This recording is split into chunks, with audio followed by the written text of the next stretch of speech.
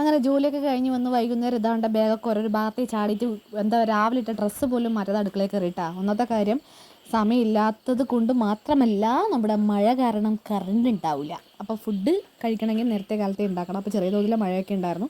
അപ്പോൾ നമുക്ക് നല്ല താമരച്ചപ്പില കിട്ടിയിട്ടുണ്ട്. താമരച്ചപ്പില എന്നൊക്കെ ഇവിടെ പറയാം. നിങ്ങളുടെ നാട്ടിൽ എന്താ പറയുന്നത് വെച്ചാൽ ഒന്ന് കമൻറ്റ് ചെയ്യട്ടോ.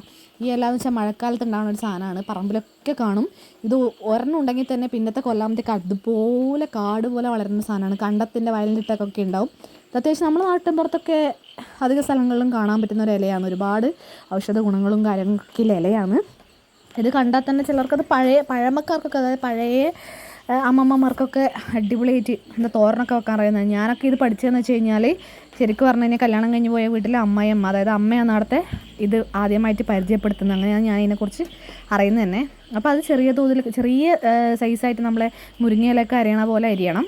അങ്ങനെ ചെറുതായിട്ട് അരിഞ്ഞിട്ട് അതിനകത്തേക്ക് ആവശ്യത്തിന് ഉപ്പും, ഇത് പല ടൈപ്പിൽ വെക്കും കേട്ടോ. പക്ഷേ എൻ്റെ ഒരു രീതി ഇങ്ങനെയാണ്. പിന്നെ രാത്രിയും കൂടിയല്ലേ, അപ്പോൾ അതിനകത്തേക്ക് ആവശ്യത്തിന് വെള്ളവും ഉപ്പും കൂടി വെച്ചിട്ട് നമ്മൾ അടച്ച് വെച്ച് വേവിക്കുക. ആ വേവണ സമയം കൊണ്ട് എനിക്ക് വിശന്നിട്ട് നിൽക്കാൻ പറ്റണില്ല. അപ്പോൾ താഴെ ആൻറ്റി എടുക്കുന്ന ഒരു ചക്കയപ്പം കിട്ടിയിട്ടാ, അതും കഴിച്ചുകൊണ്ട് അതിൻ്റെ ഇടുന്നു. അപ്പോൾ ഇത് ഏകദേശം വന്നിട്ട് അടിക്ക് പിടിച്ചിട്ടാ.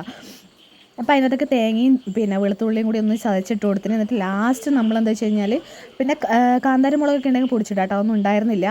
അപ്പോൾ വെളുത്തുള്ളിയും തേങ്ങയും മാത്രം ഞാനൊന്ന് ചതച്ചിട്ടു. അതിനകത്തേക്ക് നല്ല വെളിച്ചെണ്ണ കുറച്ച് ഒഴിച്ചു കൊടുത്തിട്ടുണ്ട്.